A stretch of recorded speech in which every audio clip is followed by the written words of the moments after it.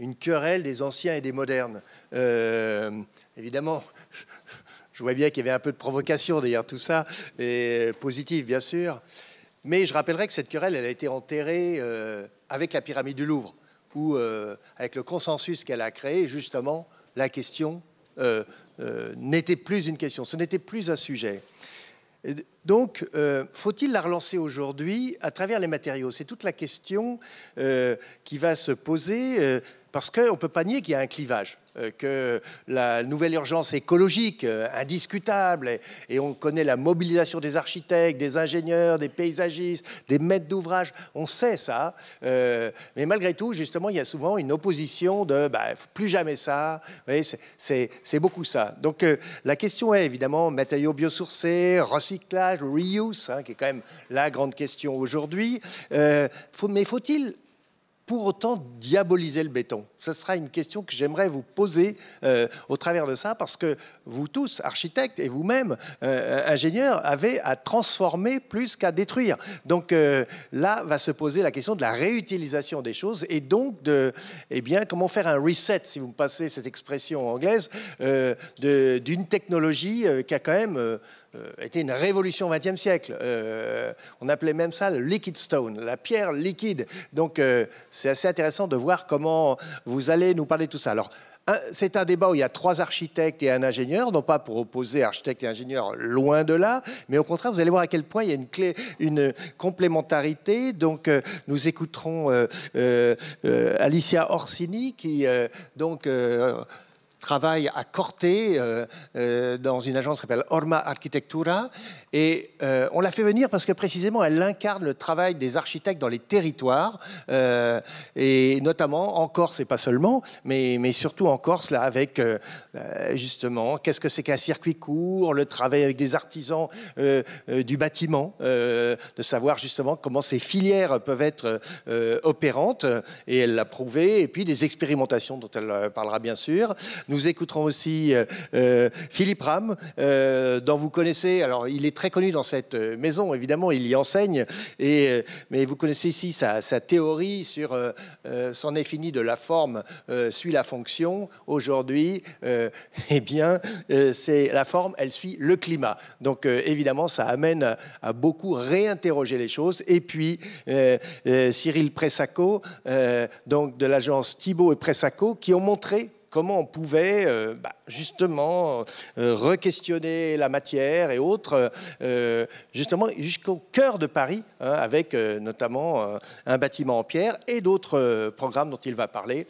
Et puis notre ingénieur, dont je rappellerai qu'il avait eu un passé de maître d'ouvrage, et ça c'est assez intéressant de voir quelqu'un qui était de l'autre côté. Et évidemment, donc on ne va pas parler de cette part de votre vie si ça ne vous ennuie pas, mais je préférais plus vous interroger sur précisément en tant que président de l'Institut français pour la performance du bâtiment, donc le côté performantiel. Mais on est bien d'accord qu'on va essayer d'échapper à un débat purement technique pour être sur des choses, j'allais dire, une culture de la construction, une culture j'allais dire, du bâti, une culture de l'architecture, ça va sans dire. Donc on va plus parler peut-être d'architecture que peut-être d'architecture au sens projet, comme on a l'habitude de le faire. Donc je vais demander à Philippe Ram de bien vouloir commencer. Donc chacun va faire une petite présentation et ensuite nous aurons un débat tous ensemble. Philippe. D'accord, merci. Alors on peut lancer ma présentation. Alors, est-ce que vous m'entendez? On peut mettre ma présentation, le PDF. Voilà. Ok, alors je vais parler 15 minutes, hein, c'est ce qu'on s'est dit. Alors déjà pour situer les choses, en fait, récemment j'ai écrit ce livre Histoire naturelle de l'architecture qui replace en fait le climat, les épidémies, l'énergie à la base des formes architecturales et de la ville, en rappelant que finalement l'architecture, en fait, la cause de l'architecture, la raison d'être de l'architecture, c'est le fait qu'on est au méotherme, on a 37 degrés Celsius, qu'on doit toujours garder, et donc on doit se protéger du trop froid ou du trop chaud. Et finalement, l'architecture, c'est ça. Alors, dans les mythologies, on trouve ça. Hein, c'est Adam chassé du paradis, c'est-à-dire qu'au paradis, il peut vivre nu sans architecture, et à partir du moment où il tombe sur la terre, il est obligé de se protéger protéger des éléments. Et l'architecture, c'est ça. Et peut-être qu'on l'avait un peu oublié. On avait vu le côté plutôt symbolique ou narratif de l'architecture, et on avait perdu ce côté physiologique, cette raison d'être physiologique. Ensuite, la finalité de l'architecture, c'est de construire ces climats artificiels, ces microclimats. C'est ce que dit Vitruve, hein, c'est de transformer artificiellement ce que la nature a d'inconvénients. Et donc c'est le feu, l'origine du feu ou de la cabane. On se protège du vent, on se protège de la pluie, on crée une bulle autour de nous dont on peut transformer facilement la température. C'est comme si on veut cuire un œuf. Si on prend une petite casserole, on le cuit très vite. Si on prend une gigantesque casserole, on attendra des mois. Donc l'architecture, c'est ça, c'est créer des microclimats dont on peut transformer la température. Ensuite, les conditions actuelles, c'est le réchauffement climatique. En fait, donc ce réchauffement en cours et qu'on a mis en relation avec les émissions de CO2.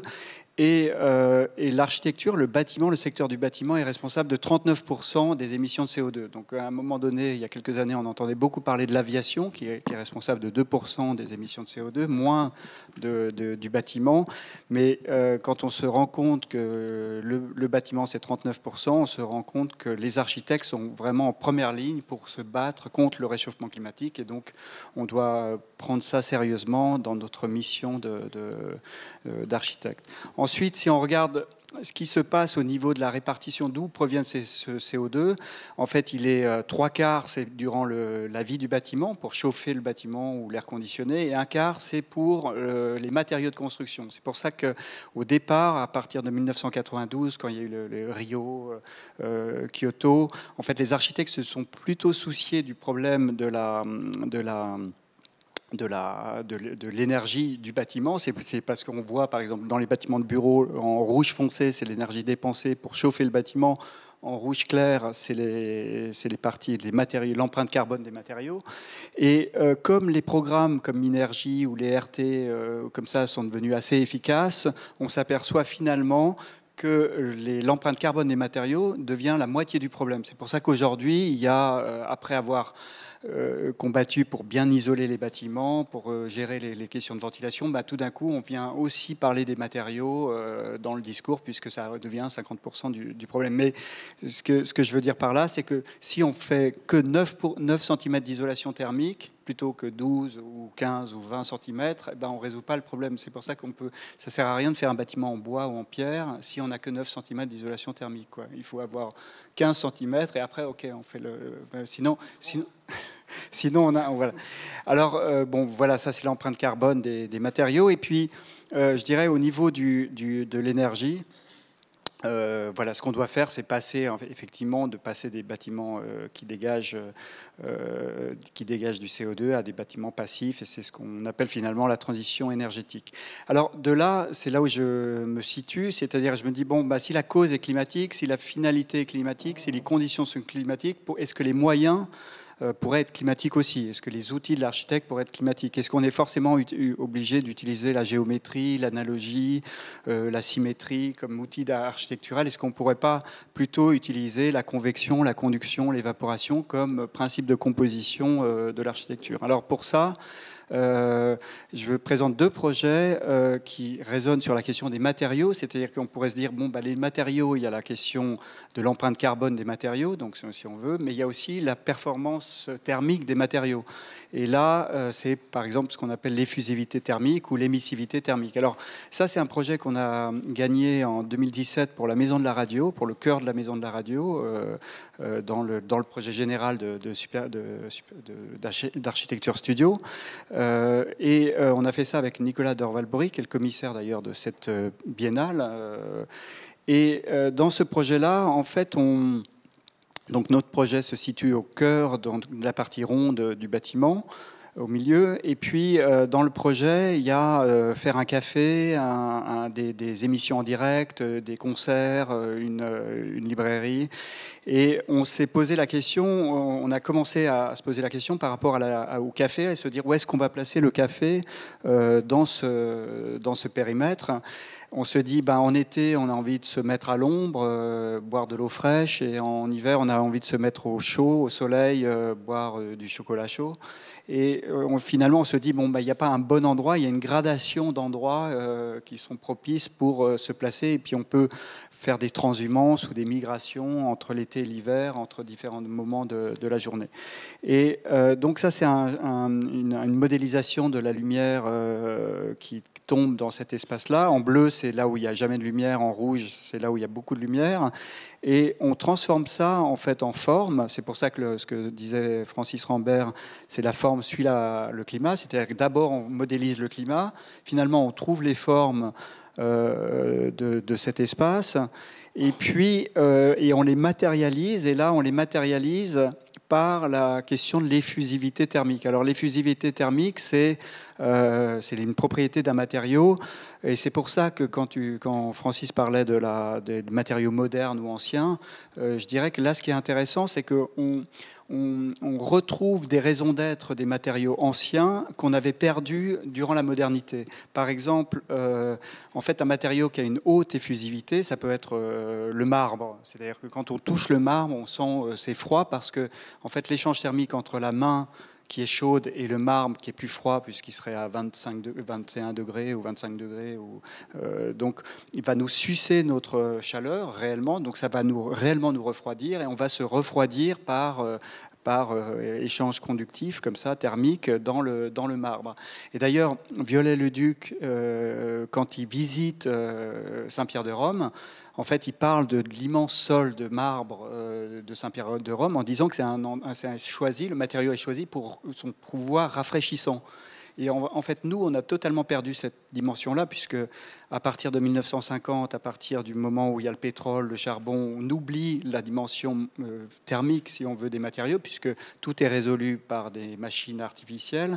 Et on croit que le choix du marbre est uniquement un choix esthétique, social, qu'il incarne le luxe ou l'Italie, alors que les Italiens, quand ils choisissaient de construire en marbre, c'était pour rafraîchir et non pas pour faire italien. Enfin, donc c'est ça. Et donc cette variation comme ça entre le marbre, qui est un matériau à haute effusivité, ensuite le bois, ensuite on passe au caoutchouc, au naturel, au bois et à la laine, qui est le matériau avec la plus faible effusivité thermique. Et donc quand on touche la laine, on sent la laine chaude, parce que comme il n'y a aucun échange conductif thermique entre la laine et la peau, en fait, ça nous protège de la... Donc c'est pour ça qu'en hiver, c'est mieux de mettre des pulls en laine ou d'avoir des tapis. C'est pour ça qu'on déroulait des tapis autrefois. Par exemple, même dans la laiterie de Marie-Antoinette à Rambouillet, tout était en marbre, et on dépliait des tapis en hiver pour pas avoir chaud aux pieds, quoi. Donc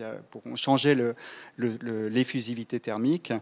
Et donc, finalement, on matérialise ça dans l'espace de l'Agora de la Maison de la Radio à Paris, en disant, les endroits chauds, on va les matérialiser en laine, et puis à côté, on va passer en bois, et puis après en caoutchouc, et puis après en pierre, et après en métal, dans les parties, donc on voit dans les parties les plus fraîches. Et puis là, on joue aussi, c'est assez intéressant, sur le mobilier.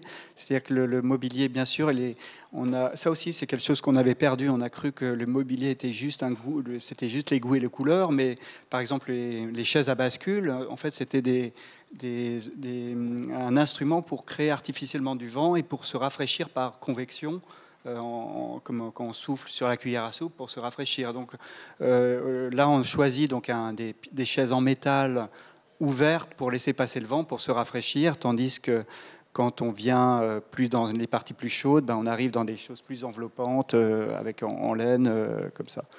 Je crois que j'ai peut-être... Est-ce que je présente un autre projet ou... Oui, c'est ce que j'ai fait les 15 minutes. Si tu peux dire quand même 2 mots de Taichung, sinon on en parle après pendant la discussion, mais je pense que quand même à l'échelle, je rappelle, Taichung, c'est donc à Taïwan, c'est la transformation, on ne pourrait pas dire la reconversion d'un ancien aéroport. Donc il y a le même sujet à Berlin, sur le Tempelhof, qui a fait l'objet précisément de recherches dans le cadre d'IBA. C'est que les Allemands ont cette culture justement du laboratoire urbain à travers les IBA, et ça depuis le début du XXe siècle. Donc Et là, justement, l'idée, c'est de le laisser tel qu'il est. En revanche, là, il y a transformation. C'est juste ça, si tu pouvais en dire un mot, parce que même si on dépasse la question du bâtiment, quelque part, ça interroge cette chose-là, et toujours comment le climat va... Oui, alors oui, là c'est créer la forme, en tout cas l'espace. C'est un projet, effectivement, un projet à l'échelle urbaine, un parc de 70 hectares. C'est un concours qu'on a gagné en 2011, concours international. Et en fait, effectivement, on a pris les questions matérielles en amont du problème. Alors, bon, les questions. Alors ça, c'était les questions d'inondation. C'est le principe des sponge city chinois, si on veut. Le fait que là, il y a le réchauffement climatique, il y a le fait qu'on a de plus en plus chaud, qu'il y a de plus en plus d'inondations. Le problème de la pollution. Et puis finalement, on s'est dit, bon, bah, nous, en tant qu'urbanistes, on va travailler sur ces éléments-là. On va travailler sur le fait, comment avoir moins chaud, c'est un climat tropical, avoir géré la question de l'eau et puis peut-être créer quelque chose de moins pollué. Là, on voit le site de l'ancien aéroport. Donc, en fait, c'est 256 hectares en tout. Notre parc, il est au centre, on le voit au milieu, là, en construction. Et tout autour, donc c'est un nouveau quartier qui va se créer ici. Alors le plan masse, en fait, on l'a élaboré justement sur 3 couches comme ça, sur la question de la chaleur, de l'humidité et de la pollution. Et en disant qu'on allait travailler sur 3 couches totalement indépendantes. Et le premier principe, c'était de savoir, pour créer les formes, c'était de se dire, alors, comment faire qu'on ait moins chaud en se promenant dehors. Et donc le ressenti, si on veut, de température, il dépend de la température de l'air, de l'humidité de l'air, du mouvement de l'air, du rayonnement direct ou des rayonnements indirects. Et donc, tout ça est égal sur place, sauf le vent. Puisqu'il y a des endroits où le vent souffle plus fort, un vent du nord en fait qui descend, qui est plutôt rafraîchissant, parce que tant que le vent a une température inférieure à celle de la peau, donc inférieure à 34 degrés, il a toujours un pouvoir rafraîchissant. Quand il est supérieur, il devient comme un sèche-cheveux. Et donc là, on a la chance que ce vent du nord en fait est plus froid, et donc on a modélisé, on a fait ce qu'on appelle CFD, un Computational Fluid Dynamic, pour voir où est-ce que le vent allait souffler dans le futur quartier de manière plus intense. Et puis, c'est les parties en rouge ici, et puis en bleu, c'est les parties où il y a le moins de vent. Et on matérialise ça en doublant, si on veut, l'effet rafraîchissant du vent par un effet de radiation, en plantant des arbres de manière très dense dans les parties plus fraîches avec le vent. Et donc, ça donne la forme du parc qui est là. On choisit les arbres avec ça, on choisit Et puis après, on a un travail sur la couche sur l'humidité. Et puis, là, on voit le parc fini. Et puis ensuite, on a une autre couche sur la pollution. Et là, alors c'est là on fait suivre aussi le programme par rapport à ça. C'est-à-dire que d'abord, on cartographie où vont être les zones les moins polluées de l'air. Après, on fait les formes. Et après, on propose que tous les programmes pour les enfants se trouvent dans les parties les moins polluées ici. Donc, c'est pour ça que la fonction suit la forme qui suit le climat, si on veut, à la fin. Et puis on choisit les essences d'arbres en fonction de ça. Et puis tout ça se superpose, je termine avec ça. On a 13 000 arbres nouveaux, on a repris tous les arbres existants et puis on en rajoute d'autres. Et ces 3 couches en fait se superposent et créent des microclimats. Donc ça peut être pollué, froid et sec, ou pollué ou non pollué, chaud et sec. Et puis et donc chacun est libre de se déplacer où il veut et d'habiter où il veut en fonction en hiver ou voilà. Donc voilà quelques images du parc pour terminer, avec aussi des instruments de rafraîchissement, des brumisateurs, 10 000 mètres carrés de panneaux photovoltaïques qui produisent toute l'électricité du parc et plus, en fait, qui créent aussi avec un paysage qui se crée aussi par-dessous. Voilà. Voilà, merci. On reviendra sur d'autres sujets. On va passer la parole à Alicia Orsini. Donc, je rappelle Orma Architectura, donc cette agence de Corte, et qui va nous parler là de logement, Non. On va parler d'un équipement de restauration, de bien-être. Ah. Voilà. Voilà un sujet. On peut mettre la présentation, s'il vous plaît. Donc je peux quand même commencer un petit peu. Donc voilà, notre démarche, elle se base vraiment sur une réinterrogation de l'utilisation des matériaux. Donc où on réinterroge chacun des sites donc pour trouver vraiment la légitimité du matériau qu'on va utiliser donc par rapport vraiment au site dans lequel on se trouve, que ce soit un site de bord de mer mais aussi un site de montagne. On va réfléchir sur ce qu'on va aller chercher, donc on va travailler sur soit le confort d'été, soit le confort d'hiver, et ensuite on se questionne un petit peu sur les matériaux qu'on peut trouver à proximité. Donc la plupart de nos projets sont réalisés en Corse. Bien que ce soit une petite région, on essaye vraiment d'explorer les micro-territoires qui ont vraiment chacun leur grande spécificité de par vraiment la présence donc, de la montagne, du littoral, d'une géologie très différente, d'une végétation très différente, et qui vont vraiment mettre en avant donc sur les projets ces différents sites et leur spécificité. Donc pour l'explorer, donc pour vous le montrer, donc je vais vous présenter donc un projet donc qui est un équipement donc de bien-être dans une commune de Corse du Sud, à Olmeto.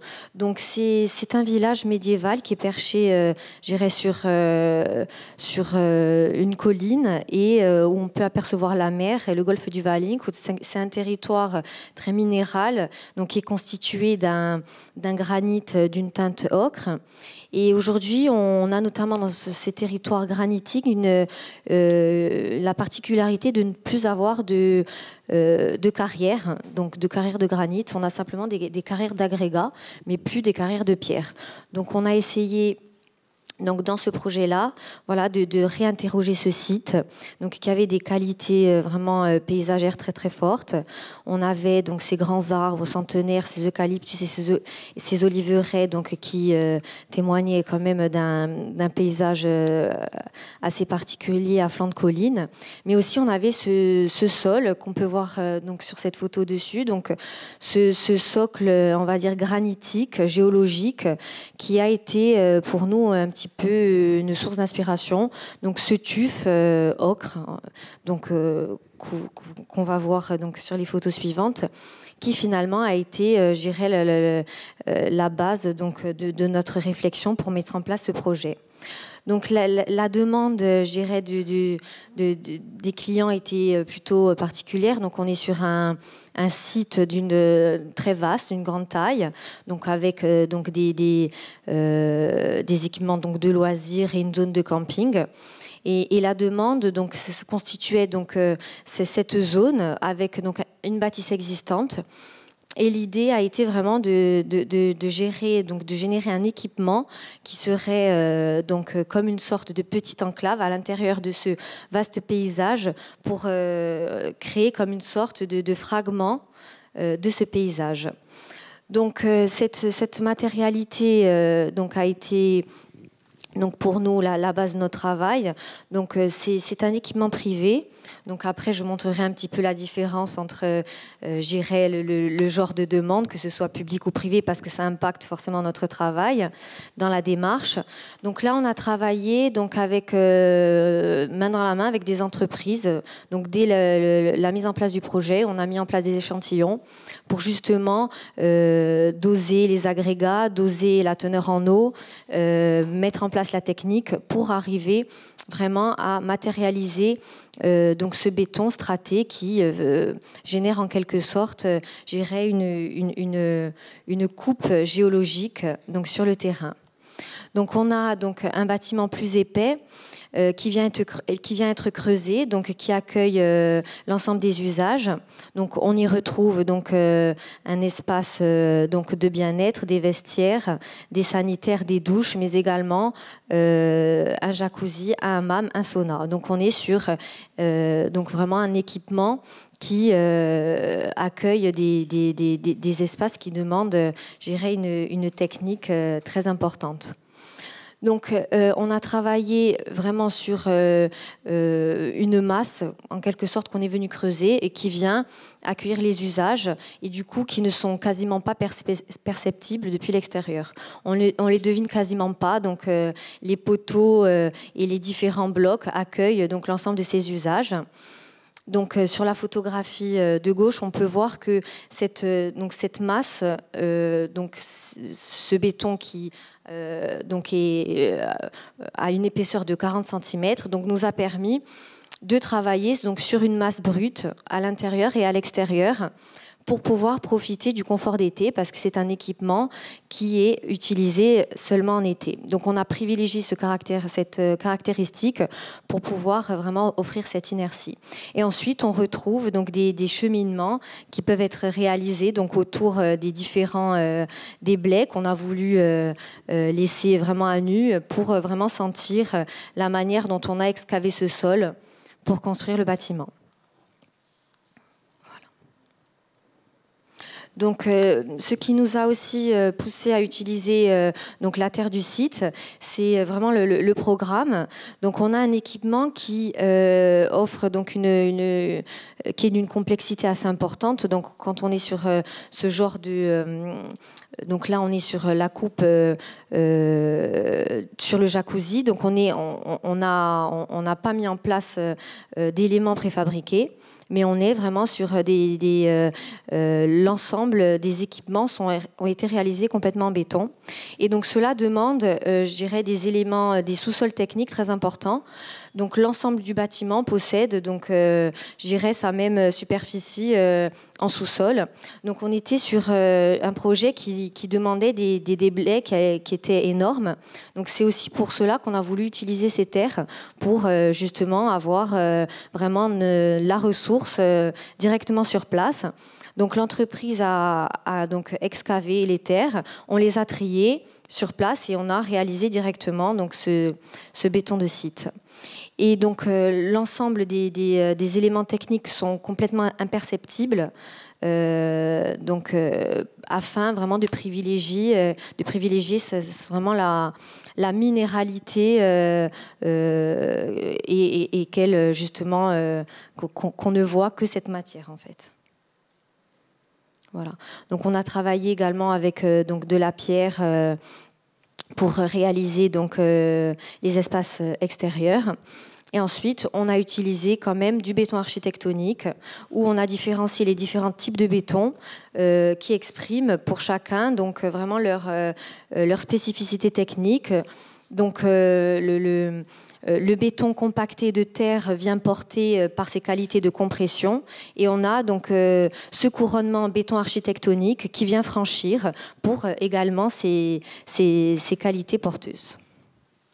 Donc ensuite, ce couronnement se continue pour venir générer donc cette coursive qui vient abriter une terrasse, qui vient fermer le site et qui permet de réaliser donc ce cadrage sur la mer.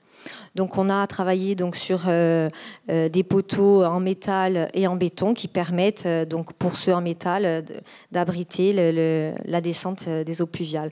Donc on a un jeu avec ces poteaux en métal brut qui rouillent petit à petit, qui se confondent complètement avec les troncs des arbres. Voilà. Et ensuite, on a travaillé sur le laiton pour pouvoir avoir donc cette patine ocre qui vient vraiment se marier complètement avec la teinte de ce tuf. Voilà, je voulais aussi vous montrer quelques expérimentations, donc toujours pour rester sur le matériau de terre, sur des projets en cours, mais également des chantiers. Où ici, donc, c'est donc un espace extérieur pour abriter donc des fouilles antiques. C'est les premières constructions qui ont été trouvées donc dans la ville d'Ajaccio. Et donc là, on a travaillé sur un béton imprégné de terre. Donc c'est une technique qui est très différente, c'est-à-dire que on n'a pas, de la terre forcément, à l'intérieur du béton, mais on est venu en fait, coulé le béton sur une nappe de terre et qui a généré cette imprégnation et qui nous a permis de parler justement de ces fouilles archéologiques.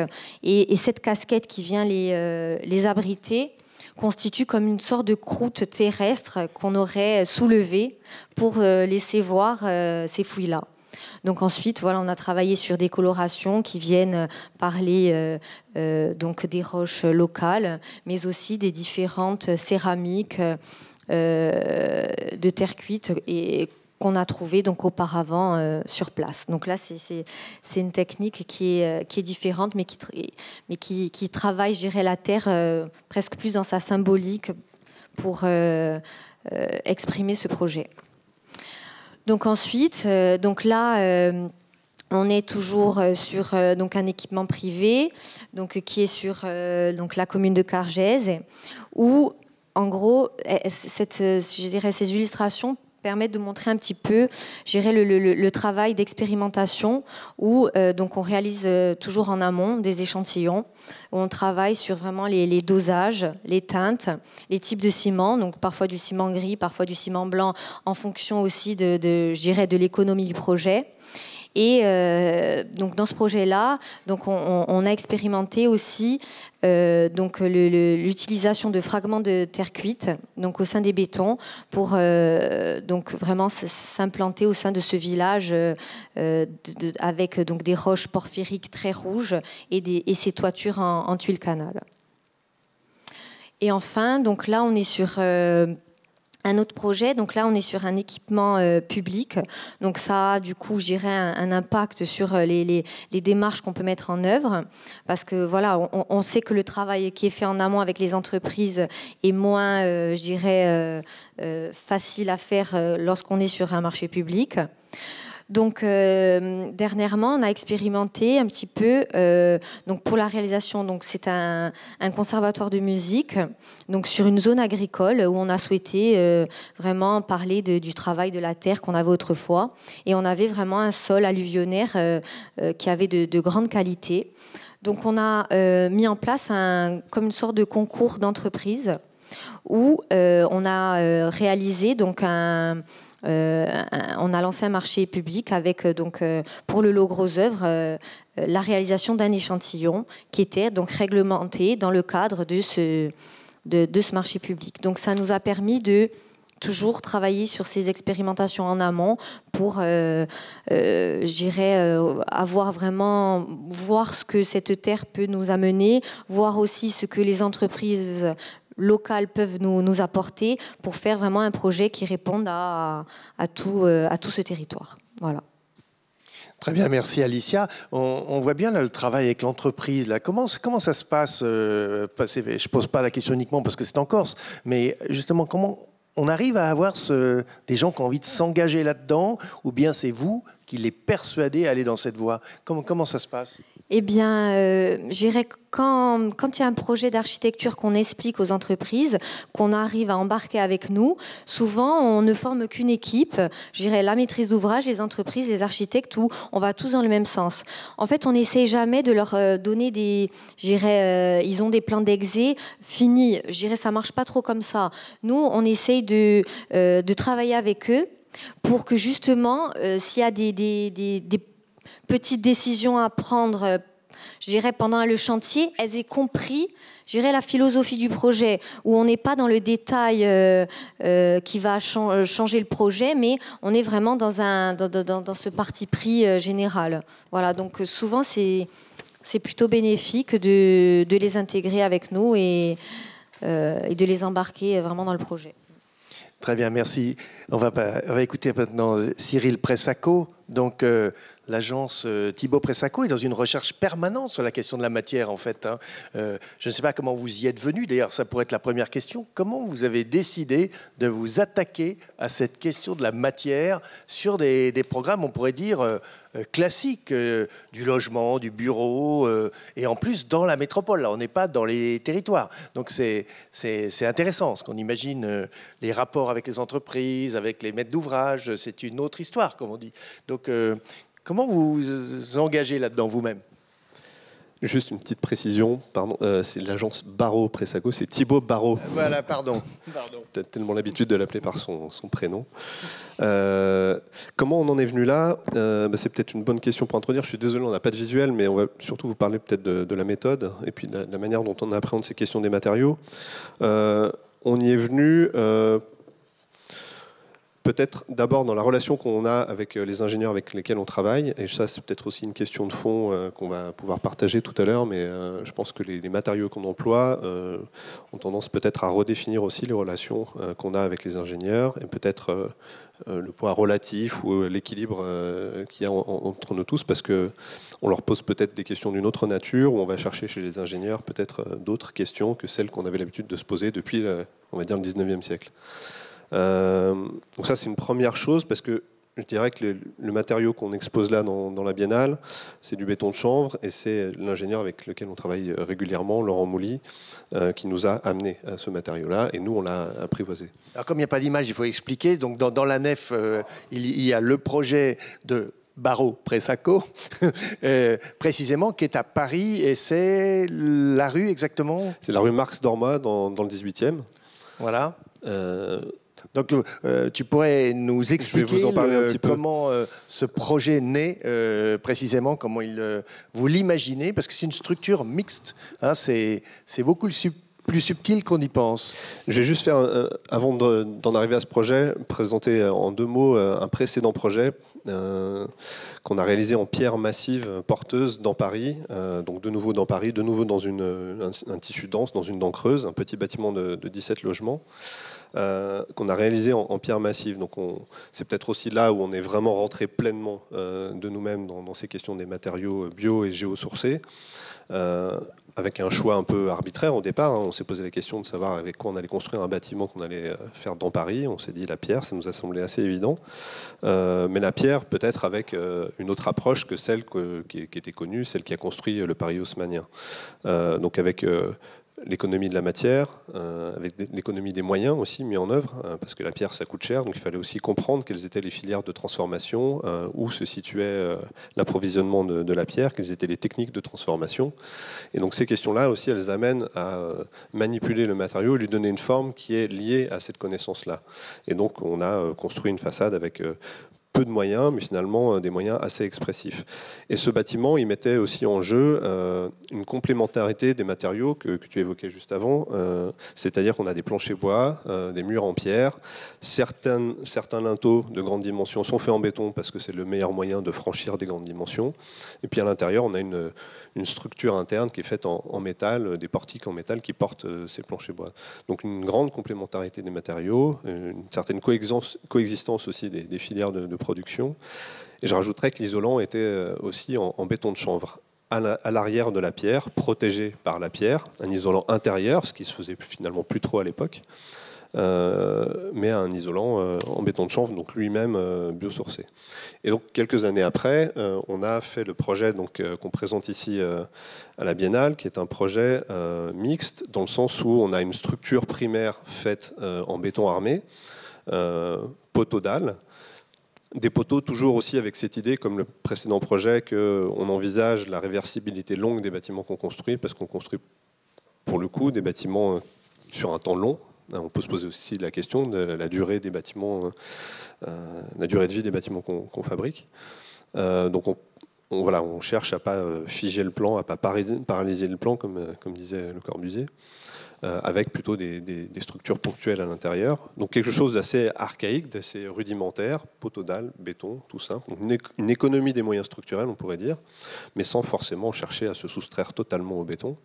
Et puis l'entièreté de l'enveloppe du bâtiment périphérique, c'est un bâtiment en plus qui est sur une parcelle traversante, donc on a 2 rues, des courettes, donc un grand développé de façade, et l'entièreté de cette façade est réalisée avec une petite ossature bois qui est noyée dans une grosse épaisseur de béton de chanvre. Alors un mot sur ce qu'est le béton de chanvre. Le béton de chanvre, béton, ça désigne un terme générique, c'est un liant et un granulat, donc le béton armé, c'est des cailloux, du sable et du ciment. Là, le béton de chanvre, c'est un matériau isolant qui ne porte pas, qui est isolant.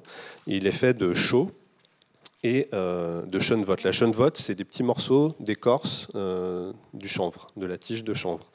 On cultive la tige de chanvre pour sa fibre et il y a un coproduit qui a longtemps été peu ou pas utilisé, qui étaient ces petits copeaux de bois qu'on utilise pour faire du paillage au pied des plantes ou pour la litière de chat, mais que maintenant on utilise dans la construction, mélangé à la chaux, et ça fabrique ce matériau assez particulier, puisque la chaux amplifie les propriétés intrinsèques que possède la fibre de chanvre, c'est-à-dire que c'est un matériau très poreux et qu'au travers de ces différentes porosités, ces réseaux de porosité, il se passe des phénomènes hygroscopiques très intéressants pour à la fois l'isolation et puis des choses que Philippe évoquait, de relations directes qu'on a de manière physiologique par rapport à ces matériaux-là. Donc ça permet d'avoir... c'est un petit rappel à l'ordre, peut-être. Voilà, des montées en température de la paroi et donc des rayonnements de parois froides qui sont diminués par des effets de transfert de vapeur à l'intérieur du matériau. Donc finalement, un matériau qui pourrait sembler comme ça a priori très rudimentaire, c'est un matériau naturel, un matériau biosourcé, et en fait, il s'avère que c'est quelque chose de quasiment pas technologique, mais assez poussé dans le couple chaux-chanvre qui permet d'atteindre des performances assez incroyables et qui sont aujourd'hui pas forcément mises en valeur d'ailleurs par les calculs thermiques traditionnels. C'est pour ça aussi qu'on continue à travailler avec des ingénieurs qui savent s'approprier ces choses-là pour pouvoir les valoriser dans les calculs qu'on met en place. Ça, c'est assez important parce que sinon, ça peut passer assez vite à la trappe. Et si on regarde juste ces matériaux-là au regard des critères traditionnels, conductivité thermique ou autre, on s'aperçoit qu'ils ne sont pas très bons, mais si on commence à creuser un peu plus sur des propriétés spécifiques de ces matériaux-là, là, on commence à les valoriser. Donc l'agence, elle est impliquée aussi dans des travaux de recherche en fait, à partir de ces matériaux-là, à partir du constat qu'on fait de la mise en œuvre de ces matériaux. On développe des projets de recherche qu'on mène avec des laboratoires de recherche, notamment sur les matériaux biosourcés, pour aussi aller les regarder plus finement, regarder leur comportement, regarder leur structure interne. Et à travers ça, finalement, mieux comprendre la forme qu'on doit donner à ces matériaux-là, et peut-être à travers ça, trouver aussi des langages architecturaux qui peuvent évoluer en fonction de la matérialité de ces ces laboratoires de recherche, c'est dans les universités, liés aux écoles d'architecture, c'est le CSTB, c'est sur lesquels... C'est protéiforme en fait, c'est un peu des opportunités, mais on a fait par exemple dans le cadre du projet des Jeux Olympiques un gros travail d'innovation constructive avec un ATEX qui portait sur 9 essais assez lourds pour justement faire avancer la question. Ça c'est plutôt, on va dire, très technique. Il y a une recherche là qui est plus académique qu'on fait avec l'école d'architecture de Marne-la-Vallée, avec un laboratoire de recherche de l'université Gustave Eiffel à Marne-la-Vallée, avec le soutien de la Caisse des dépôts et consignations. Donc voilà, il y a plusieurs formes. On considère que ce qu'on fait dans les biennales, et on avait participé à la biennale il y a 3 ans ici même, et on y est aujourd'hui, c'est aussi pour nous une manière de recherche. Donc on s'approprie le terme de recherche en tant que praticien pour lui donner aussi une forme qui est particulière, mais qui est un peu nécessaire au regard des matériaux qu'on connaît pas très bien finalement, ou assez mal, beaucoup moins bien que le béton armé, pour lequel on ne se pose plus aucune question. Donc là, ça nécessite aussi une investigation assez importante. Et un dernier mot, c'est que, tu le dis, on construit dans Paris, mais en fait, le fait d'employer ces matériaux-là construit nécessairement des liens avec les territoires hors de Paris, parce qu'on prend conscience que ce qu'on fait ici, ça a une incidence ailleurs. Et on va voir ce qui se passe ailleurs. On cultive des champs, on fait des trous pour récupérer de la pierre. Et ces choses-là, nous aussi, on les mesure, on va les voir, on va les comprendre. Et donc, on dialogue avec les acteurs des filières aussi. Et au-delà du triptyque classique, architecte, maître d'ouvrage et entreprise, nous, on intègre aussi finalement un quatrième acteur dans cette affaire-là, c'est l'acteur de la filière, quelle que soit la filière qu'on mobilise, mais dès lors qu'on est dans des matériaux bio et géosourcés, c'est des intervenants qu'on fait venir très tôt dans le projet, pas au moment de l'appel d'offres, pas en dernière instance, mais très tôt dans le projet. Voilà, c'est un point commun, on va rediscuter. On va passer la parole à Laurent Morel. Donc, en effet, vous avez entendu là des architectes s'exprimer sur des projets extrêmement concrets. Et puis, il y a beaucoup de théories et de pratiques. Vous voyez à quel point les deux se croisent d'une manière très intelligente et subtile même, parce que on voit bien que c'est pas un mouvement qui veut en écraser un autre. On est passé à autre chose, là. Il y a quelque chose de... Donc, vous, quel est votre point de vue, puisque vous avez créé aussi Unisson, hein, qui est une association, je crois, ou un groupe qui, justement, invite les architectes à réfléchir sur une autre manière d'expérimenter? Merci. Oui, écoutez, il va nous en falloir de l'intelligence collective pour résoudre ces nouvelles équations que la crise climatique nous rappelle. Juste pour rappeler le contexte et pour redire ce que disait, illustrer ce que disait Philippe tout à l'heure. Voilà, ce réchauffement climatique est une nouvelle condition de notre existence humaine sur la planète. C'est pas un risque pour la planète, hein, c'est un risque pour l'humanité qui la peuple, je le rappelle. Voilà, et donc c'est non seulement un problème important, mais c'est un problème urgent. On a tous maintenant conscience qu'on a quelques dizaines d'années pour résoudre le problème collectivement. Voilà, et dans ce contexte-là, Philippe le rappelait tout à l'heure, le bâtiment, il a une double caractéristique. Le bâtiment dans son ensemble, il représente à la fois une très grosse partie des émissions de gaz à effet de serre de l'humanité, hein, au même titre. 30%, ça a été dit tout à l'heure. Entre 30 et 35% selon les pays, enfin selon qu'on regarde les émissions ou l'empreinte, qui est deux façons de regarder les émissions, puisque comme nous, par exemple, on est pays plutôt développé, mais on fait fabriquer ailleurs. Donc on a une émission un peu plus faible, mais en fait on importe les émissions des autres, donc on a une empreinte importante, juste pour cette affaire de vocabulaire. Voilà, donc le bâtiment, il est à la fois une grosse partie du problème, au même titre que l'alimentation et les transports, qui sont les trois grands usages qui émettent. Voilà. Mais il a une deuxième caractéristique extrêmement forte, c'est que c'est celui sur lequel on peut faire objectivement les progrès les plus importants le plus rapidement. C'est-à-dire qu'en fait, donc vous voyez, double pression sur le sujet bâtimentaire, c'est un très gros enjeu et c'est celui sur lequel on sait faire beaucoup mieux très vite. Hein. C'est-à-dire que sur l'alimentation, malheureusement, on est contraint par la productivité agricole, le nombre de champs dont on dispose, etc. Sur le transport, on a des incompressibles, comme le transport aérien pour le transport longue distance, par exemple. Sur le bâtiment, on sait faire, à échéance 10-20 ans, on sait faire quasiment neutre, hein, c'est-à-dire réduire. Voilà. Donc, vous voyez, on est à la fois dans le bâtiment un très gros problème et une solution évidente. On est solvable quelque part vis-à-vis de la société par rapport à cette obligation de réduire le bâtiment, contrairement à d'autres secteurs. C'est la caractéristique principale du bâtiment, c'est à la fois un gros challenge et une chance pour cette industrie et tous ses acteurs. Voilà, donc... voilà, donc le changement climatique, c'est une nouvelle prise de conscience que voilà, il faut que notre économie se transforme.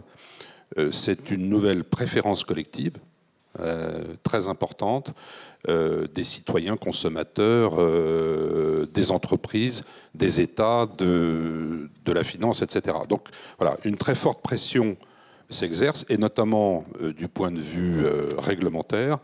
Alors en France, on a inventé, et là je peux vous le dire, qu'on a inventé une loi qui s'appelle la RE 2020, enfin après 10 ans d'expérimentation et de travail, qui est une loi exceptionnellement moderne.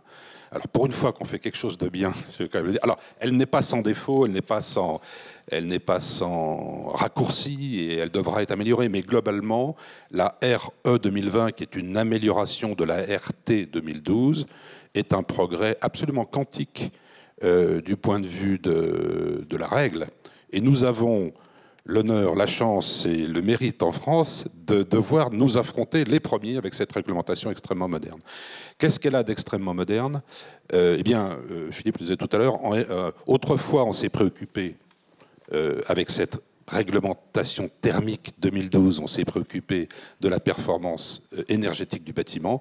Et là, on y a rajouté RE, réglementation environnementale 2020, on y a rajouté la dimension carbone, ou plus exactement l'énergie grise, c'est-à-dire que l'énergie qui est maintenant embarquée, on le sait, dans la fabrication, dans les composants du bâtiment. Donc, c'est une réglementation challenging pour nos industriels et pour nos acteurs, mais c'est une réglementation extrêmement moderne et c'est une réglementation qui peut nous aider, si on la prend dans le bon sens, à vraiment se transformer collectivement. Et on est les premiers.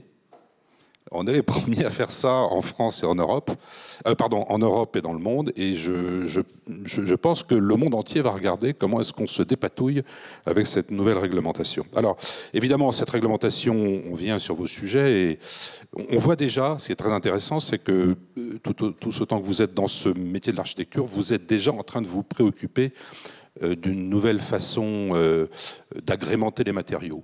Et là, je voudrais rebondir sur ce qu'on disait tout à l'heure. Il ne s'agit pas d'opposer les anciens et les nouveaux matériaux, en vérité, parce qu'aucun des matériaux dont on parle ne sont nouveaux. Le chanvre, le bois, la terre et autres ne sont que des matériaux qu'on connaissait déjà. Ce qui va être nouveau, c'est la façon dont on va les mettre en œuvre, la façon dont on va les penser et la façon dont on va les fabriquer. Donc ça, c'est nouveau. Et ce qu'il y a de nouveau, en vérité, ce sont les pratiques. Ce ne sont pas les matériaux eux-mêmes. Voilà. Donc le changement, la transformation de l'économie pour faire face au changement climatique, c'est globalement une affaire de ressources naturelles et de ressources humaines. J'aime bien faire ce parallèle, c'est-à-dire que il faut se retourner vers les ressources naturelles qu'on a, celles qui sont disponibles, et il faut se creuser les méninges. Il faut creuser la terre et se creuser aussi un petit peu les méninges pour faire un bâtiment bas carbone. Voilà, donc on est dans une affaire de... il s'agit de remplacer, c'est ça, l'énergie grise par une énergie intellectuelle, par de la matière grise pour le coup. La nouvelle construction, c'est moins d'énergie, c'est moins de matériaux et c'est beaucoup plus de réflexion. C'est pour construire ces matériaux, pour les expérimenter. Et puis c'est un travail d'architecte entièrement renouvelé, en vérité, comme refondé, j'y reviendrai tout à l'heure, mais c'est probablement... En tout cas, c'est un siècle d'ingénieurs qui s'ouvre, ça c'est certain. Et c'est très probablement aussi un siècle d'architectes pour ce qui est du bâtiment, je pense, parce qu'il faut vraiment tout repenser. Voilà, donc matériaux, bureaux d'études, on le disait, entreprises également. Le bâtiment, c'est une affaire de compagnonnage, de gens qui savent faire ou qui ne savent pas faire. Une bonne partie des problèmes qu'on a pour la transition dans la construction, ce n'est pas tellement des problèmes de ressources de matériaux, c'est des problèmes de savoir-faire. Est-ce qu'on sait mettre en œuvre tel type de matériaux? C'est bien beau qu'on y pense, mais on se heurte tous autant qu'on est à l'artisan. Et l'artisan, il vous vend ce qu'il sait faire. C'est un des gros problèmes qu'on a, par exemple, dans le domaine du chauffage, où les gens ils savent mettre en œuvre le gaz. Ils ont plus de difficultés avec la fameuse pompe à chaleur qu'ils ne connaissent pas. Donc, ils vont vous vendre ce qu'ils savent faire et c'est normal. Voilà, donc on aura beau mettre beaucoup d'argent sur la transformation de l'existant. L'argent ne fait pas grand-chose à la faire. En vérité, ce qui est important, c'est les savoir-faire. Et donc, vous, les architectes, vous allez avoir à accompagner ces transformations de savoir-faire. C'est beaucoup plus important que l'argent. Voilà, c'est une affaire de pratique, c'est une affaire de gens, notre histoire. Voilà, alors donc, je pense, pour revenir au rôle de l'architecte, mais c'est plus pour lancer le débat, moi, si vous voulez, simplement, ce qu'il faut peut-être imaginer sur la construction actuelle, par rapport à ce que j'évoquais tout à l'heure, aujourd'hui, le bâtiment, il est fait d'une certaine manière. Le béton est assez présent dans la construction. Bon, par exemple. Alors, je ne dis pas qu'il faut se séparer du béton. Dans les activités que nous menons, nous, on essaye de pousser donc à moins de, on va dire, moins de clinker dans le ciment, moins de ciment dans le béton, moins de béton dans la construction. À la fin, ça fait moins de carbone dans la construction. Voilà, mais il ne s'agit pas de se séparer du béton. Le ciment et le béton sont parfaitement, comment dirais-je, utilisables tels que vous l'avez fait en structure structure, il s'agit plutôt de l'essentialiser dans la construction, de le ramener dans la construction à l'endroit pour lequel il est fait, et par contre de le substituer dans tous les autres usages. Voilà. L'habitude, la facilité, la normalisation et l'industrialisation des processus constructifs ont fait qu'on a mis le béton partout, y compris pour des voiles, pour des façades, etc. Et ça, alors, ça va devoir sans doute changer. Je parlais tout à l'heure de préférence collective, d'urgence. Nos concitoyens commencent à être au courant de ce qui se passe, et il va, au fond, pour revenir au rôle de l'architecte, très probablement, il y a des bâtiments qui sont construits aujourd'hui qui nous paraîtront dans quelques années laids. Non pas parce qu'ils sont laids par la forme, mais parce qu'ils sont laids par la façon dont ils ont été fabriqués. Hein, le beau, c'est l'utile. En l'occurrence, des bâtiments qui sont fabriqués entièrement en béton selon une forme traditionnelle ou entièrement en acier ou d'autres processus constructifs qui sont devenus totalement industriels vont nous paraître dans quelques années tout à fait incongrus par rapport à cette fameuse urgence climatique qui est devenue notre contexte humain premier. Donc, au fond, il y a besoin d'une nouvelle esthétique de la construction, véritablement, prenant en compte les nouvelles urgences et les nouvelles obligations qu'on se fait pour construire. Voilà. Et c'est là, évidemment, que vous, les architectes, vous avez un rôle considérable à jouer, parce que, voilà, de même que M. Perret a transcendé son béton comme un mode de construction. Alors qu'il était constructeur, on a fait un mode d'expression architecturale, et Dieu sait avec quel succès. Eh bien, maintenant, il va falloir se réemparer de ces matériaux qu'on connaissait déjà dans des nouvelles pratiques pour construire une esthétique. Voilà. Donc, c'est certainement un moment passionnant pour l'architecture. Là, vous venez de jeter un bloc de béton dans la mare, parce que précisément la question de l'esthétique est un sujet, on pourrait dire, fondamental, qui traverse les siècles. En effet, la technologie, elle amène à une esthétique. Donc, faut-il la définir à l'avance? C'est-à-dire que, parce que je dis, on est dans une sorte de situation un peu étonnante.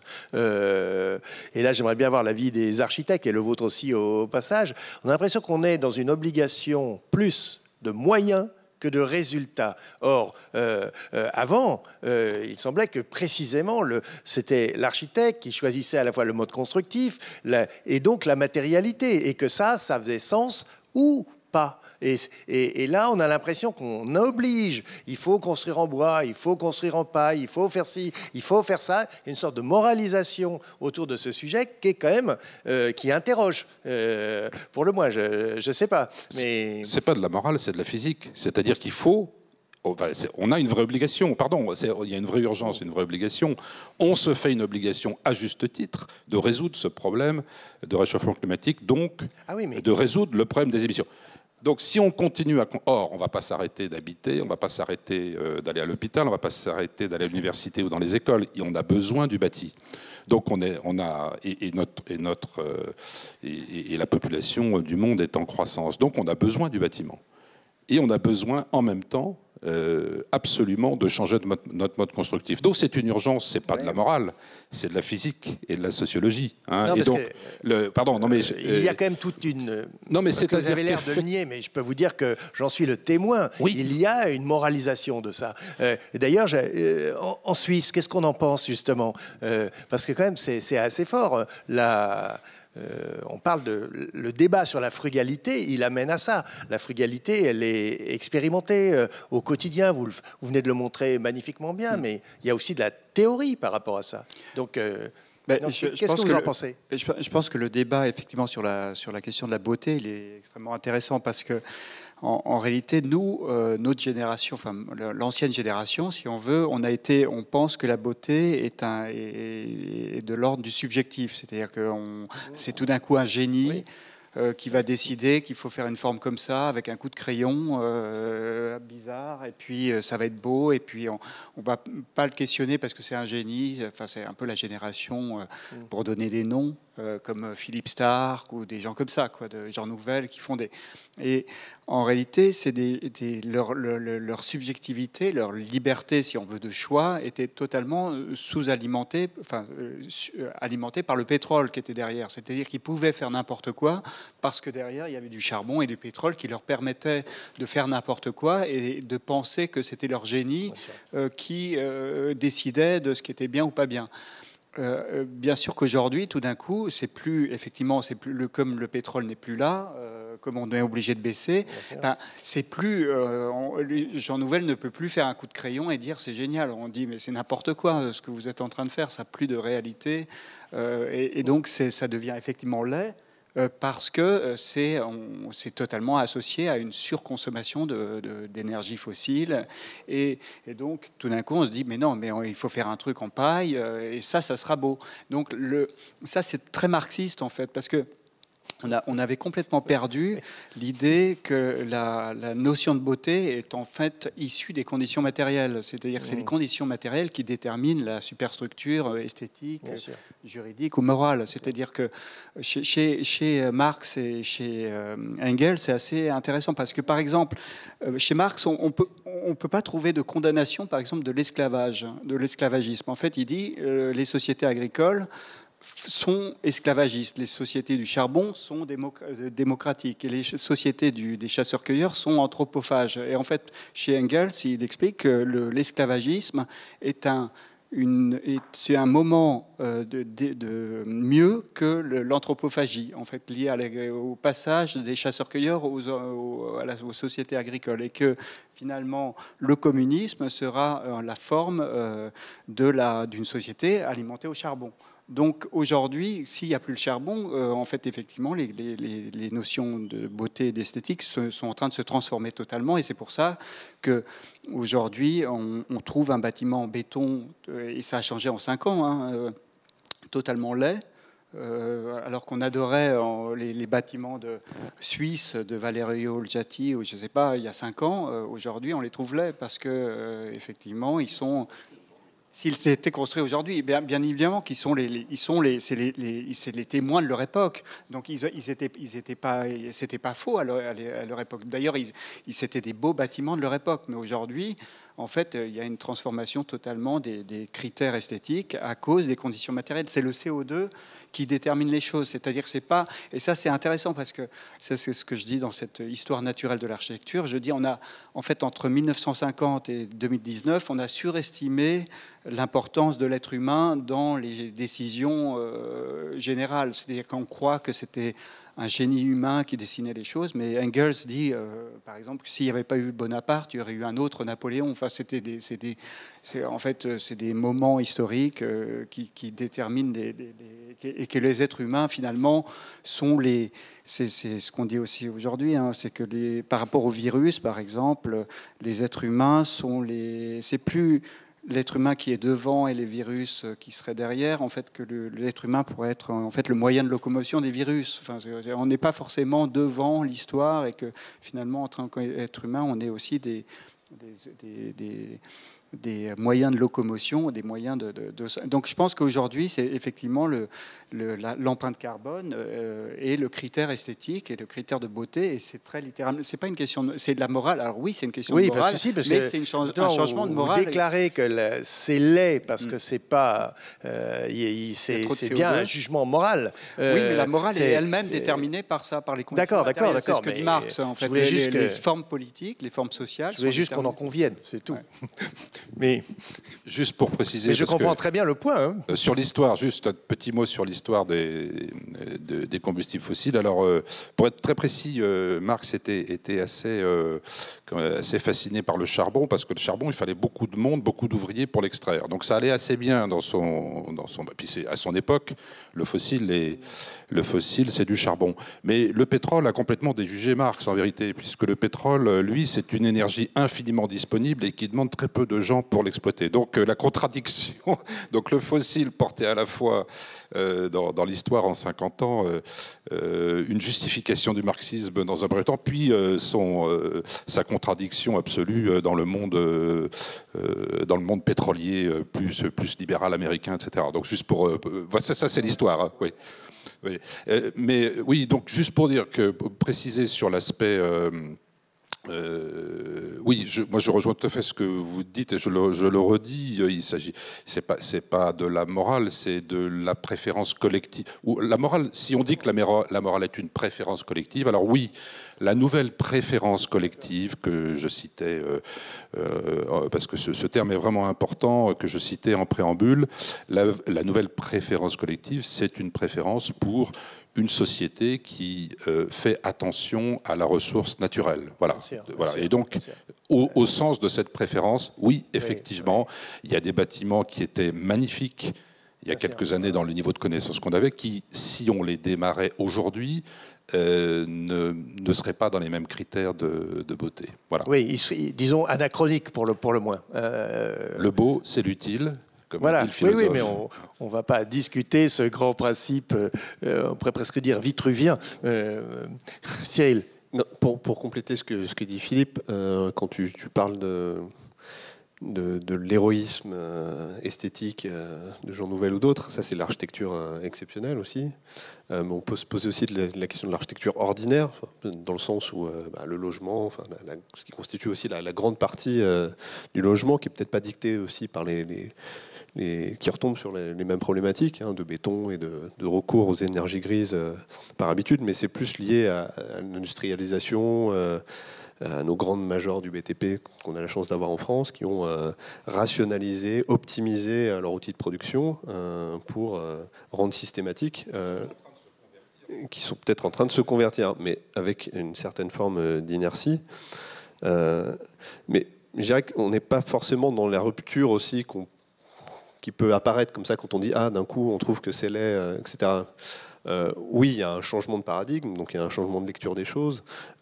Mais dans l'architecture, moi, je pense qu'il y a aussi une forme de continuité. C'est-à-dire que nous, on a la capacité de pouvoir aussi se réapproprier des moments de l'architecture ou de re-questionner des théories ou de l'architecture. Voilà, on parle de rationalisme architectural, nous on parle maintenant de rationalisme, il y a le rationalisme constructif, et puis nous on essaie de trouver des termes qui sont adaptés pour décrire ce qu'on est en train de faire. Est-ce que c'est le rationalisme augmenté, le rationalisme environnemental, le rationalisme climatique?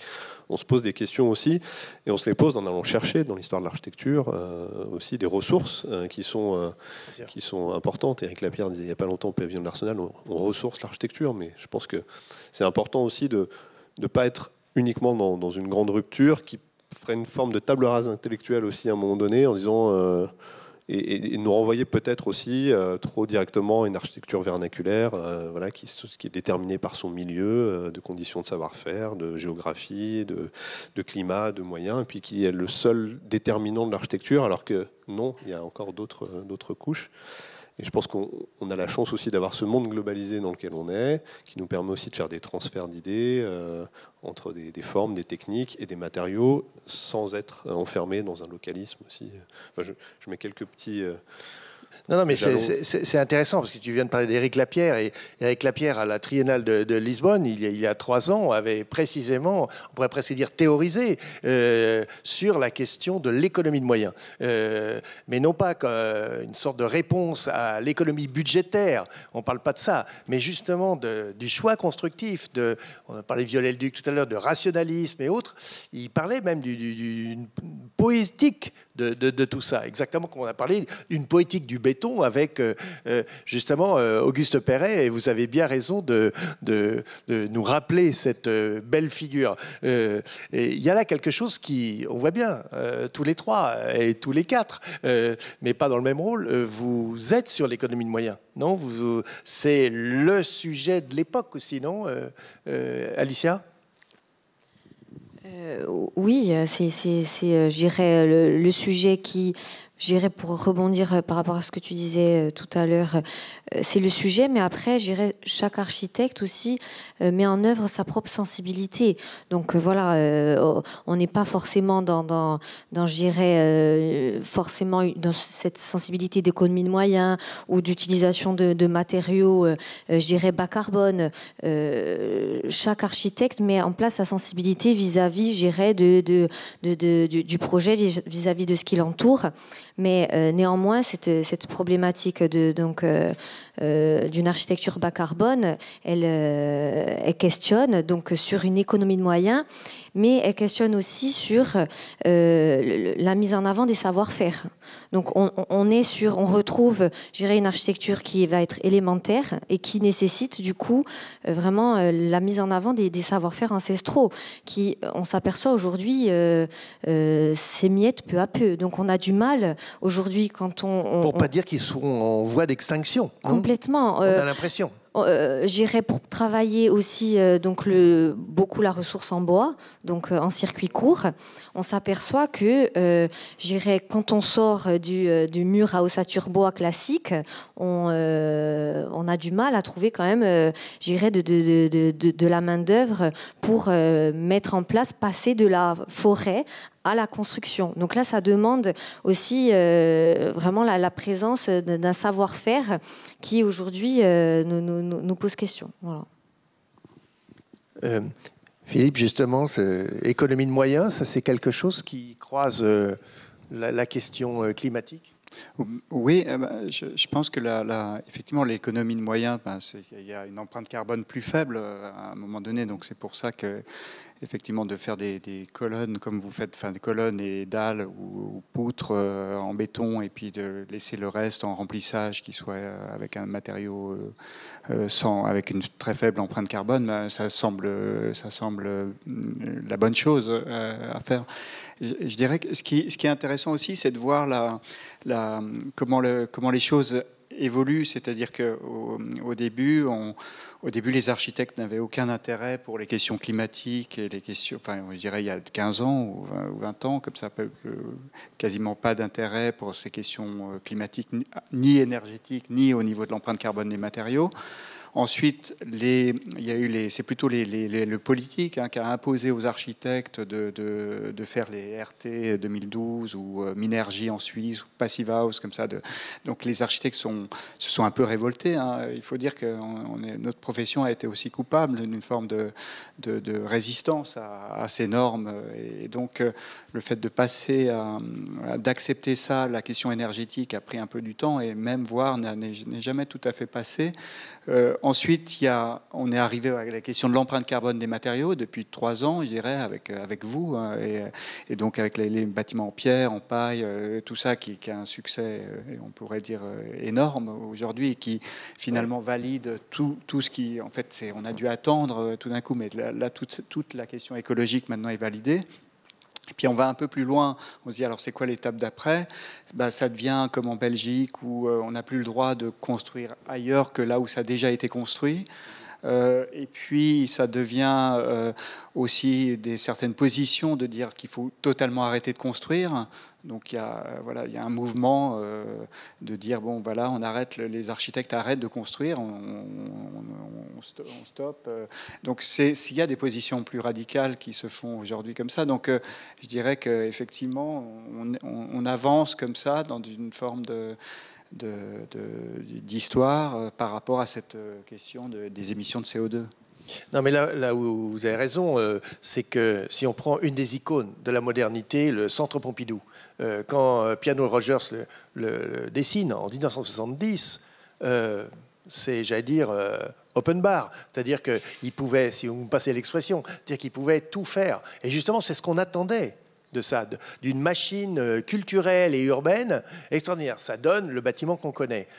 3 ans après, alors qu'il n'est pas encore totalement livré, il n'ouvrira qu'en 77, Premier choc pétrolier. Et là, d'un seul coup, la sanction, elle tombe parce que le bâtiment est quasiment obsolète alors qu'il n'est pas fini. Donc là, ça, c'est historique. Hein, c'est quelque chose. Donc, c'est pour aller dans votre sens. Vous voyez, c'est que on comprend que cet idéal, ce high-tech à l'époque, qui était assez flamboyant avec les archigrammes et autres, qui ont vraiment intéressé tous les étudiants en architecture du monde, eh bien, allait quelque part dans la mauvaise voie. Donc, c'est ça qui est intéressant, le changement de paradigme, oui, mais attention aux nouvelles doxa. C'est ça que je voulais dire. Oui, tout à fait. Je veux juste rajouter quelque chose que ce que disait Philippe. Je ne pense pas qu'il soit, à un moment donné, question de plus construire. Peut-être plus reconstruire que construire. Bon, ouais. Ça, c'est déjà aussi un acte d'architecte.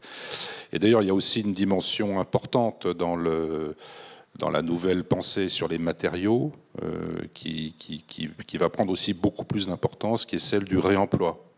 Oui.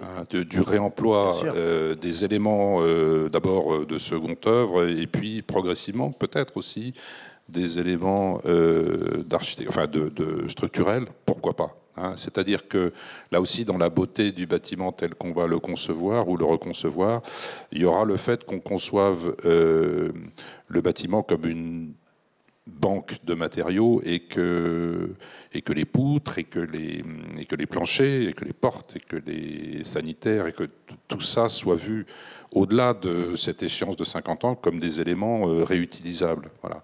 Ça, c'est aussi une dimension certainement qui va revenir. Hein, et donc, je pense que là aussi, il faudra que la pensée architecturale s'empare aussi de cette nouvelle contrainte nécessaire. Alors, je vous rassure, parce que les architectes, ils sont déjà... si on prend les Bellastock et bien d'autres architectes, les Rotor et autres, pour ne pas parler que des Français, ils sont sur ces choses-là. Et donc, il y a un mouvement mondial autour de ça. Après, la question est, et la Caton Vassal l'ont posée d'une manière extrêmement forte, puisque le radiateur qu'on va démonter... on va le réutiliser, mais à ce moment-là, c'est qu'il marchait là où il était. Donc pourquoi ne pas le laisser où il est et ne pas transformer ce qui existe? Vous voyez, c'est une vraie question sur la réalité de la transformation et il faut se méfier aussi de la déconstruction. Je ne parle pas au sens philosophique du terme, mais là, c'est intéressant, les paradoxes aussi de l'époque que nous vivons. Donc, non, qu'est-ce que tu en penses? Bien sûr. Vas-y, vas-y. Oui. Bah, non, je pensais effectivement, ce qui est aussi intéressant, c'est que le choc pétrolier de 1974, effectivement, a aussi été à l'origine du succès du postmodernisme d'Aldo Rossi, des Italiens, et a fait tomber effectivement toute la tendance anglaise. Donc ça, c'est quelque chose qu'on ne voyait pas vraiment, qu'on arrive à recomprendre aujourd'hui. On comprend comment les questions énergétiques sont à l'origine des transformations esthétiques, hein, et des goûts et des couleurs. Et c'est vrai que c'est quelque chose qu'on croyait que c'était des décisions qui étaient plus culturelles que matérielles, quoi. Juste un dernier mot, mais quand tu parles des années 70 et de nouveau ces projets-là, il y a quand même la contre-culture américaine aussi qui réfléchit à des choses qu'on est en train aussi de réinvestir là, de l'autoconstruction, de structures légères. Avec Rural Studio, avec tous ces gens, en effet, un mouvement très fort. Toute une littérature associée à ça, qu'on commence peut-être même à re-regarder, qui sont... un peu l'architecture des grands-pères, on parlait des pères, et peut-être celle des grands-pères aussi. Alors, on va ouvrir la question à la salle, parce que j'imagine en effet qu'il y a plein de questions qui peuvent être posées sur ces angles que nous avons ouverts. Qui veut commencer ?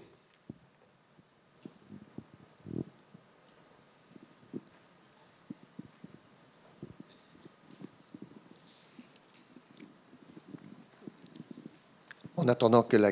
Oui ? Merci. Monsieur.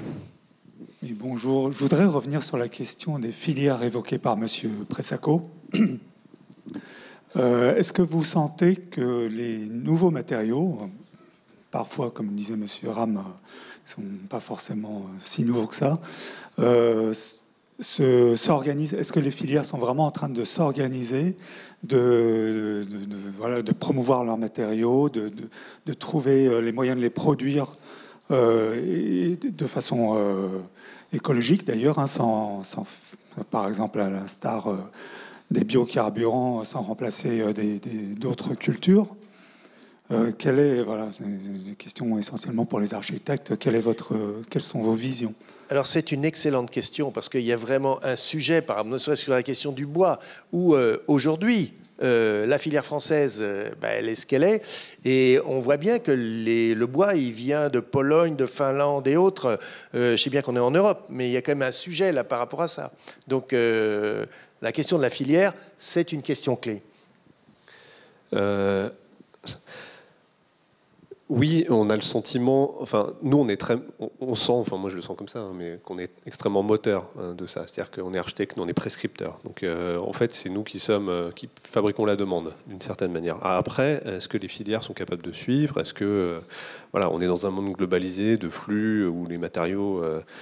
il y a de la spéculation sur les matériaux, enfin tout est très complexe, ça peut très vite déraper, on le voit avec le bois, avec les contextes géopolitiques, donc c'est pas évident que ça, mais de manière plus pragmatique, là quand on regarde aussi des filières locales, moi c'est la réflexion que je me suis faite il n'y a pas longtemps en me disant, si on est dépendant de tous ces problèmes globaux, tous ces problèmes géopolitiques, c'est un problème, mais en même temps, quand on construit en pierre, on sait que la pierre, elle est à 50 km de Paris et a priori, elle est de manière moins directement impactée par des choses qui feraient que le bois doit traverser l'entièreté de l'Europe pour arriver jusqu'à nous. Donc, il y a des pressions peut-être aussi sur certains matériaux qui sont plus fortes que sur d'autres.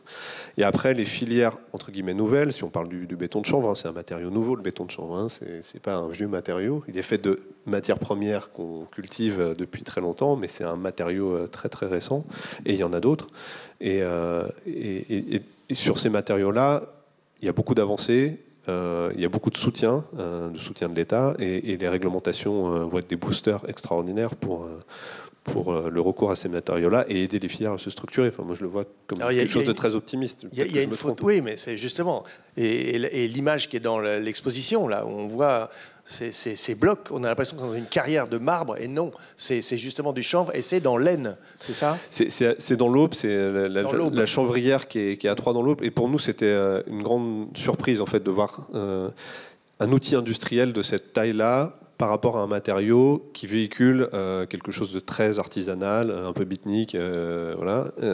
Et en même temps, non. Derrière ça, en fait, il y a une industrie qui est en train de se construire, avec des grandes usines toutes propres, avec des grosses machines, tout automatisées. Enfin, il y a quelque chose qui se passe malgré tout, voilà, de lent, ou peut-être en train de s'accélérer, mais ça existe.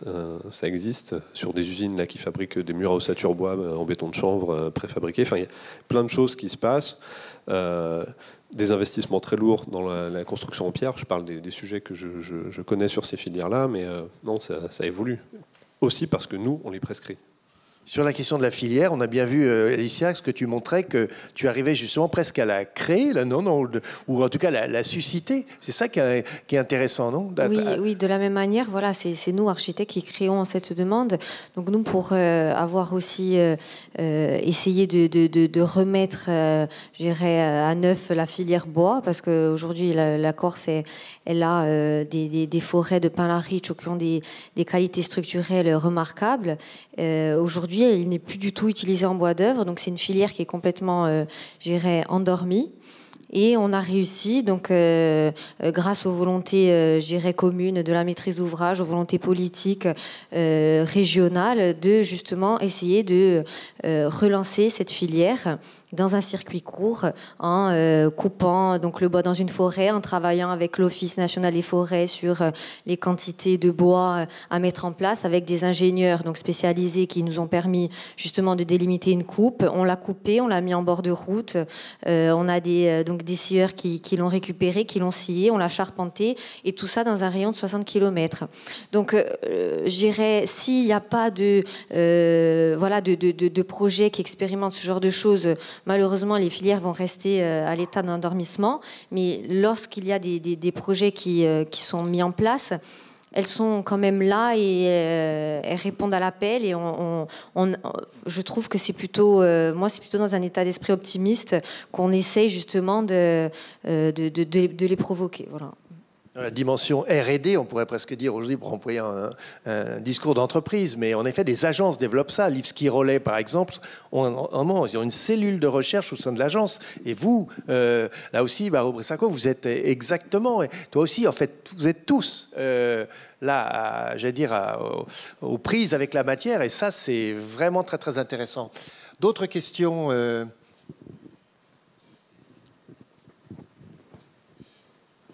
Monsieur ? Oui, bonjour. Je suis un élu d'une petite ville à côté d'ici, Buc, que les Versaillais connaissent bien. Tout à l'heure, en vous écoutant parler de la beauté, hein, qu'est-ce qu'on entendait par ça, et des matériaux classiques, je dirais, j'avais deux images qui me venaient à l'esprit, et je m'interrogeais sur, finalement, quelle évolution pour nos petites villes. Moi, je suis originaire de la Saône-et-Loire, sud de la Saône-et-Loire, le Mâconnais, vallée de la Saône d'une part, où là, beaucoup de maisons sont construites en pisé. Oui.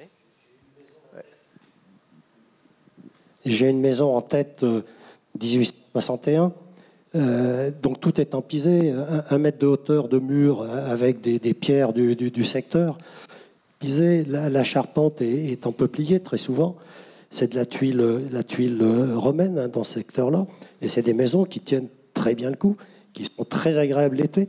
Et puis sur le sud-est de la Saône-et-Loire, hein, vous voyez, Cluny, Charolles, Paray-le-Monial, Digoin, vous avez des maisons qui sont construites avec matériaux un petit peu de tout venant.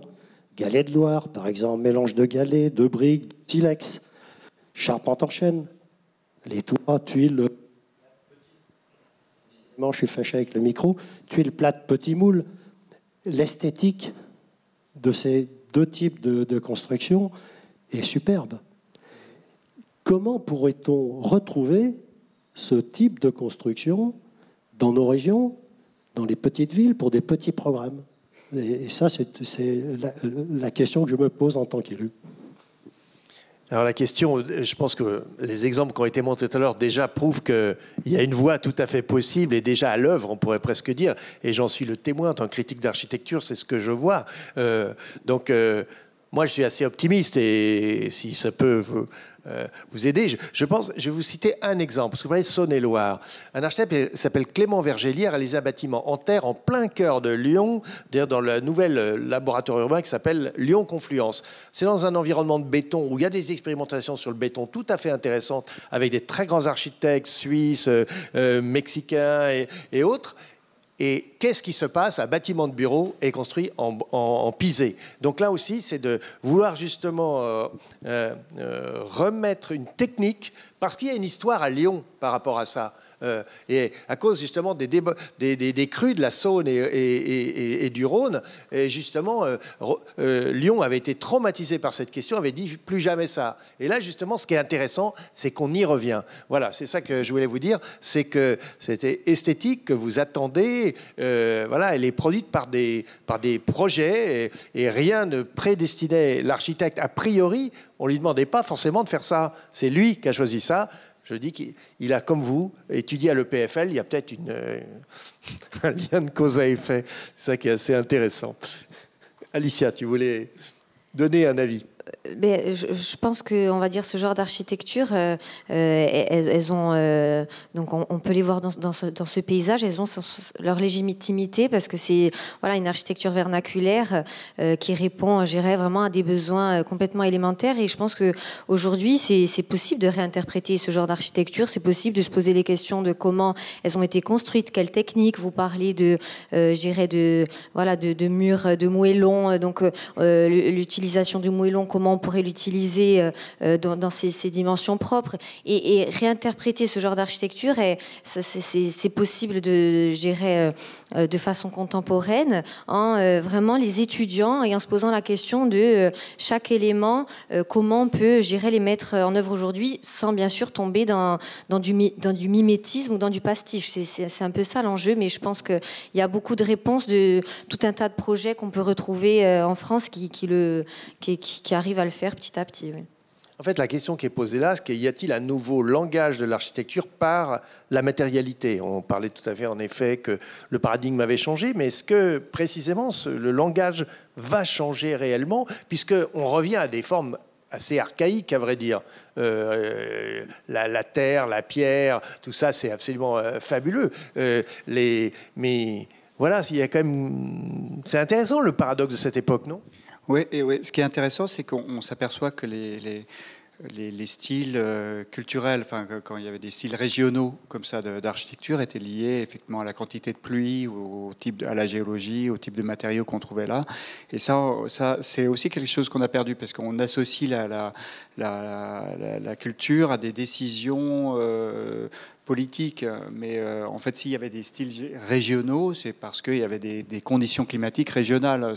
Et ça, je pense que c'est aussi quelque chose qui permet de sortir des discours idéologiques qui affirment certaines notions esthétiques, en se reconnectant à des réalités matérielles, et de dire bon bah là on peut construire en terre parce qu'il y a la terre, ou là c'est en pierre. Enfin, tous les styles régionaux en Suisse ou en Alsace, en Bretagne, comme ça, étaient liés à des questions matérielles, et c'est ça qui peut nous sauver des combats idéologiques absurdes qu'on cherche à nous imposer aujourd'hui aussi.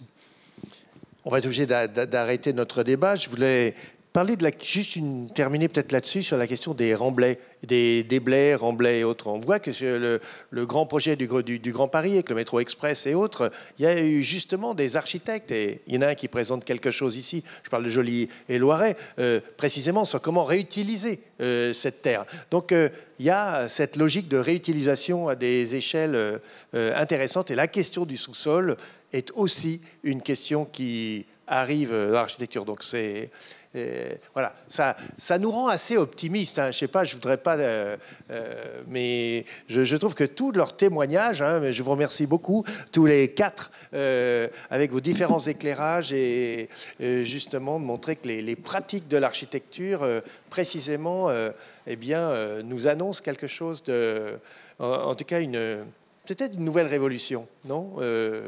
Peut-être. Voilà, merci à tous.